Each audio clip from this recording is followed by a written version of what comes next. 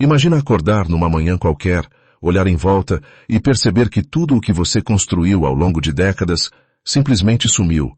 O aplauso, o salário, o apartamento, os amigos que juravam ser para sempre. Agora imagina que essa pessoa que está olhando para o vazio é alguém que você viu na televisão a vida toda. Um rosto familiar, um nome que você conhece. Existe um lugar no Rio de Janeiro que poucos falam abertamente, mas que carrega dentro das suas paredes algumas das histórias mais chocantes e mais humanas do entretenimento brasileiro. Um lugar onde atores premiados, vedetes famosas, comediantes eternos e rostos que marcaram gerações inteiras chegaram carregando malas leves. E histórias pesadas demais. Alguns chegaram sem dinheiro, outros sem família. Alguns perderam a memória, e tem quem simplesmente não aguentou mais a solidão de uma casa grande e vazia.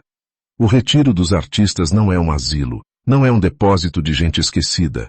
É para muitos o único lugar no mundo que ainda os recebe de braços abertos, quando o Brasil inteiro já virou as costas. Hoje você vai conhecer 13 histórias reais. Histórias de queda, de doença, de abandono e, surpreendentemente, também de escolha. Porque nem todo mundo que está lá foi parar lá por desgraça. E isso você vai descobrir muda completamente o que a gente pensa sobre fama, dinheiro e sobre o que sobra da vida quando os holofotes apagam. Fica até o final, porque a última história vai te deixar com uma pergunta que você não vai conseguir tirar da cabeça tão cedo. Yolanda Cardoso. Vamos começar com uma mulher que passou mais de 40 anos fazendo o Brasil rir, chorar e torcer. Yolanda Cardoso foi presença garantida nas telas da Globo, com personagens que ficaram na memória de quem a via. Em Direito de Amar, ela provou mais uma vez que sabia habitar qualquer papel com profundidade. Mas existe uma diferença cruel entre ser amada por milhões na ficção e ter alguém do lado na vida real. Yolanda não tinha filhos, não tinha parentes próximos que pudessem cuidar dela quando o corpo começou a pedir ajuda. E quando a solidão ficou grande demais para caber dentro de 4 paredes, ela tomou uma decisão silenciosa. Foi bater à porta do Retiro dos Artistas, em Jacarepaguá. Era 2001. Lá, ela encontrou o que faltava. Não fama, não aplausos, mas presença humana. Alguém para preparar a refeição, um enfermeiro quando a saúde piorasse, uma comunidade que a reconhecia. Em 2007, Yolanda foi internada com pneumonia. O quadro evoluiu para uma infecção generalizada e ela faleceu aos 78 anos. Discretamente, sem o burburinho que costuma cercar a morte dos famosos. O retiro foi sua família. E isso diz mais sobre a solidão dos bastidores do que qualquer reportagem poderia dizer. Cláudio Correa e Castro. Mas se a história de Yolanda é sobre solidão, a de Cláudio Correa e Castro é sobre algo que o Brasil inteiro viu acontecer e ainda assim não conseguiu acreditar. Cláudio foi um dos atores mais requisitados da televisão brasileira. Mais de 40 novelas, salários que poucos no meio artístico chegavam perto de receber. Era o tipo de profissional que não precisava buscar trabalho. O trabalho chegava até ele. E então, em 2003, o país acordou com a notícia. Cláudio estava se mudando para o Retiro. Não por vontade, por necessidade. Uma separação devastadora depois de décadas de casamento, dívidas acumuladas por má gestão financeira, envolvimento com agiotagem e, no fim, uma mansão em Niterói que virou lembrança. Ele mesmo resumiu em entrevista com uma honestidade que machuca. Ganhei muito, mas gastei tudo. Chegou ao Retiro sem dinheiro para pagar os próprios remédios, com diabetes e hipertensão pressionando o corpo. Mas o que aconteceu a seguir surpreendeu muita gente, porque Cláudio não parou de trabalhar. Mesmo morando lá, gravou Chocolate com Pimenta e Senhora do Destino. O Retiro não foi o fim, foi o chão que faltava. Ele faleceu em 2005, aos 77 anos, de complicações de uma cirurgia cardíaca. Mas saiu de cena com dignidade e com trabalho. Edir de Castro. As Frenéticas. Dignidade é também a palavra que define a chegada de Edir de Castro ao Retiro, mas por um caminho muito mais doloroso. Edir fez parte do grupo vocal As Frenéticas.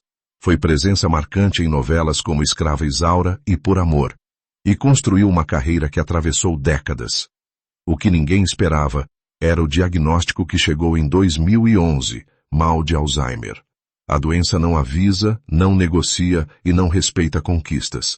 A família queria cuidar dela, mas os custos de uma clínica particular de alto padrão eram proibitivos. O retiro abriu as portas. Com o tempo, Edir foi perdendo o fio da memória. Os amigos deixaram de ser reconhecidos. As histórias de sucesso deixaram de fazer sentido para ela. Nos últimos anos quase não saía de casa, mas tinha um ritual. Caminhava até a porta para tomar sol, acompanhada de uma cuidadora e da cadela que esteve ao seu lado por 13 anos. Faleceu em 2019, aos 72 anos. Havia ido para lá com o passado vivo e saiu sem conseguir mais acessá-lo. O retiro foi o lugar que cuidou do corpo quando a mente já não conseguia mais. Maria Lúcia Dal. E aqui a história toma uma volta que poucos esperavam. Porque o próximo nome não é de alguém que chegou ao retiro quebrado financeiramente, mas de alguém que nasceu rica. Maria Lúcia Dal era herdeira do famoso medicamento creosotado, uma musa intelectual frequentadora das festas mais exclusivas da Zona Sul carioca. Bonita, disputada, presente em novelas como Espelho Mágico. Mas o império familiar faliu. E quando o Alzheimer chegou, em 2020, a realidade ficou ainda mais dura. A filha precisou abrir uma vaquinha no Facebook para ajudar a mãe a enfrentar as dificuldades, o que gerou polêmica dentro da própria família, que não queria a exposição.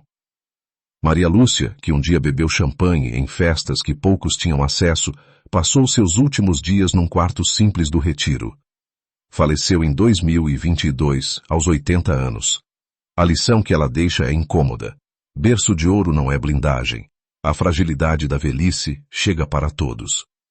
Marcos Oliveira. Beisola. Mas nem toda a história aqui é de tragédia silenciosa. Algumas chegam com barulho e com câmeras. Marcos Oliveira, o Beisola de A Grande Família, foi um desses casos que saiu das páginas de entretenimento para virar debate nacional. Após o fim da série que o consagrou, o ator encontrou um mercado de trabalho fechado. As dívidas foram crescendo até chegar a R$350 mil. Uma ordem de despejo bateu na porta. A saúde piorou.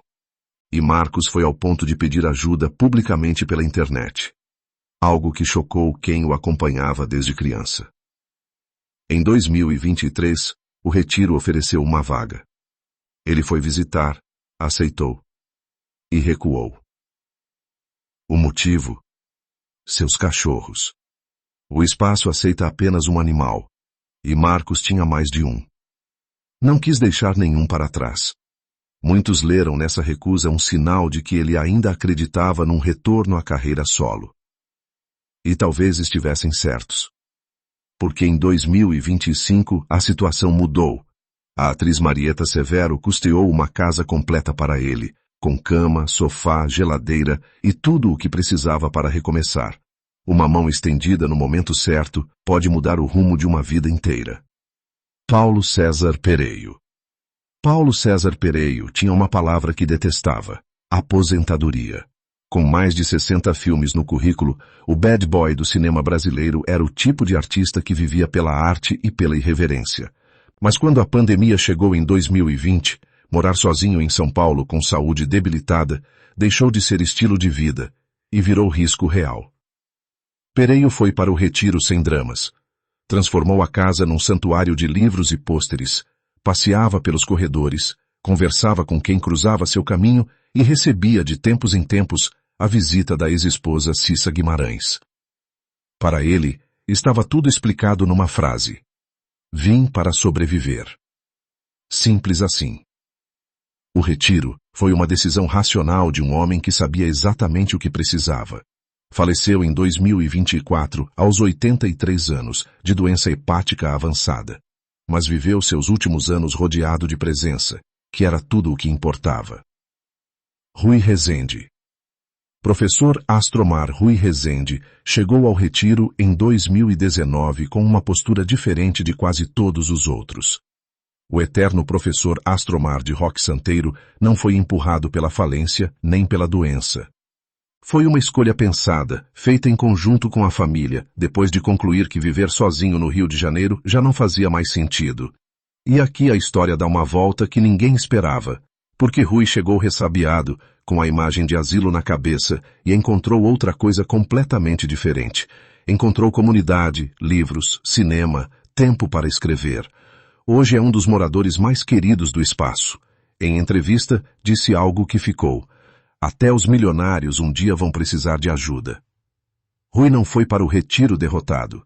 Foi porque era a escolha mais inteligente que tinha. Fernando Wellington. Antônio Zorra. Fernando Wellington conheceu o sucesso na pele de Antônio Zorra, a sátira do Zorro, na escolinha do professor Raimundo. Foi um dos rostos mais reconhecíveis da TV nos anos 90. Mas um episódio em 2014, uma detenção por injúria racial, manchou sua imagem de forma duradoura e fechou portas que dificilmente se reabririam. Sem trabalho constante, e já passando dos 60 anos, o retiro foi o caminho natural. Desde 2022, vive lá de forma discreta. Em 2025, surgiu um vídeo dele se apresentando em restaurante para complementar a renda, barba longa, cabelos grisalhos. Um contraste duro com quem o conheceu nas telinhas. Mas ainda em pé, ainda presente. Iris Bruzzi. Iris Bruzzi foi vedete, atriz e uma das mulheres mais marcantes das novelas dos anos 70 e 80.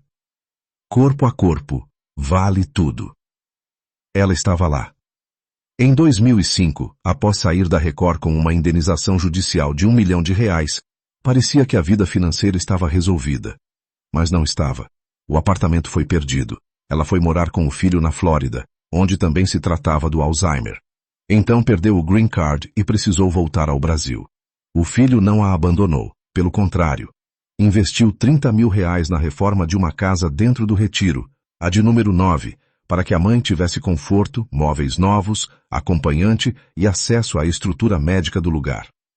Uma história que poderia ser de abandono, mas que se tornou, ao contrário, uma história de amor filial. Dirce Migliaccio. A primeira Emília. Dirce Migliaccio entrou para a história como a primeira Emília do Sítio do Pica-Pau Amarelo, em 1977. Uma personagem que marcou a infância de gerações. Depois, seguiu construindo uma carreira sólida em novelas e séries. Quando chegou ao retiro, estava se recuperando de um AVC. Recebia fisioterapia diária e visitas constantes do irmão, o também ator Flávio Migliaccio, e de colegas de profissão como Emiliano Queiroz. O cuidado que recebeu ali seria impossível de replicar em casa. Faleceu em 2009, aos 75 anos, após uma infecção urinária complicar uma internação por pneumonia. Saiu do mesmo jeito que viveu. Cercada de afeto. Jaime Lebovitch. Jaime Lebovitch é um dos casos que mais quebra o estereótipo do retiro. O ator de fina estampa e malhação está lá desde o início da pandemia. Paga uma contribuição mensal, tem sua casa, suas refeições, seus cuidados. E continua trabalhando. Saiu para gravar na Globo mais de uma vez, incluindo aparição recente em Eta Mundo Melhor. Para Jaime, o retiro é simplesmente onde ele escolheu viver. Uma decisão de quem valoriza a comunidade acima de qualquer coisa e que encontrou naquele espaço o que muita gente passa a vida toda procurando. Pertencimento. Claredon. Claredon é talvez o símbolo mais claro de longevidade e tranquilidade dentro do retiro. Grande nome do teatro desde os anos 50, presente em novelas como Páginas da Vida e Malhação, a atriz de 86 anos vive lá há 2 décadas. Palavras cruzadas, família por perto, publicidade para a terceira idade vez ou outra. Uma vida pacata, construída com serenidade. Não há drama aqui. Há simplesmente uma mulher que encontrou seu ritmo. Solange Couto. Dona Jura. E então chegamos a Solange Couto, a eterna Dona Jura. Quando ela anunciou que estava morando no Retiro dos Artistas em 2020, o Brasil entrou em pânico, achando que ela havia falido. Mas o que aconteceu a seguir muda tudo. Solange não estava quebrada, estava estratégica. Com a pandemia paralisando tudo, o trabalho secou, e sua mãe já morava no retiro.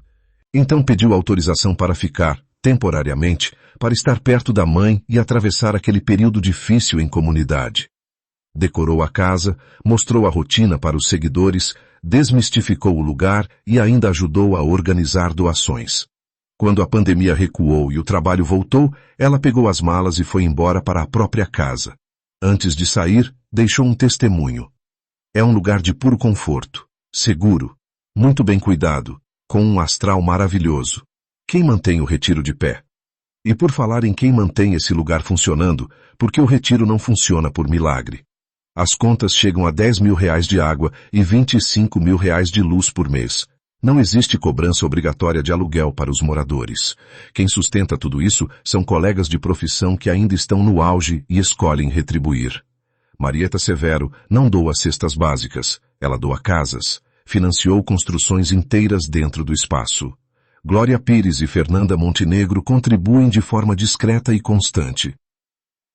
Ana Beatriz Nogueira organiza bazares e shows beneficentes para levantar fundos.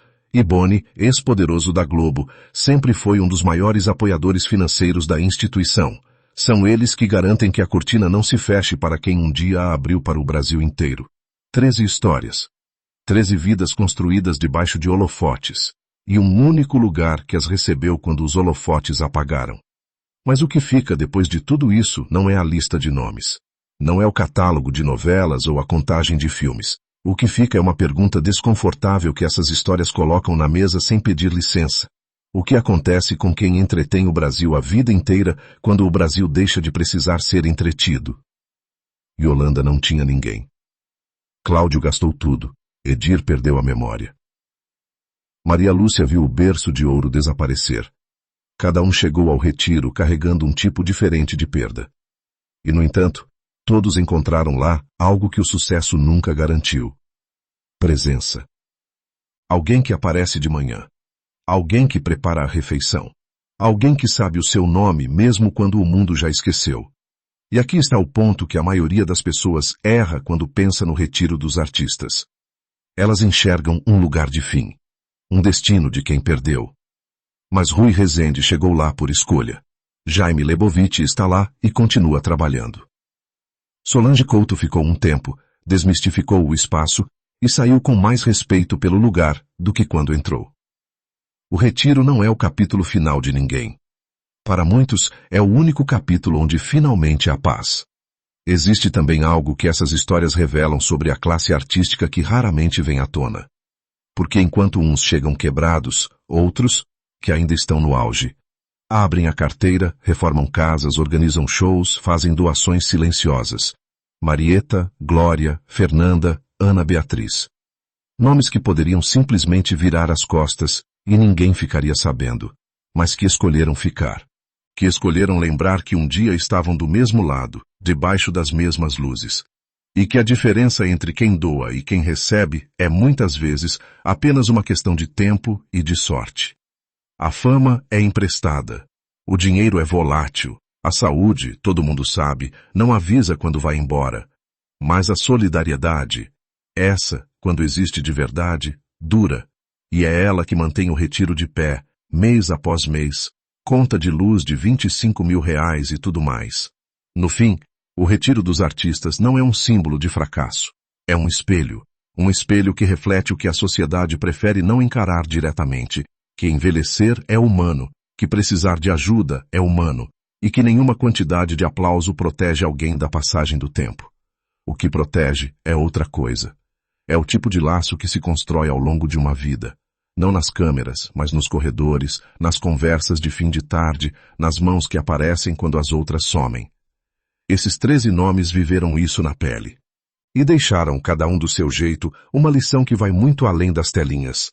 Você cresceu vendo algum desses rostos na televisão? Qual dessas histórias te tocou mais fundo? E qual delas te surpreendeu de um jeito que você não esperava? Comenta aqui embaixo. Esse é o tipo de conversa que vale a pena ter. Se esse vídeo te fez sentir alguma coisa, deixa o like. Ele ajuda muito mais do que parece. Se inscreve no canal para não perder os próximos. E compartilha com alguém que também cresceu com esses nomes na memória. O próximo vídeo já está te esperando na tela. Vai gostar. Prometo.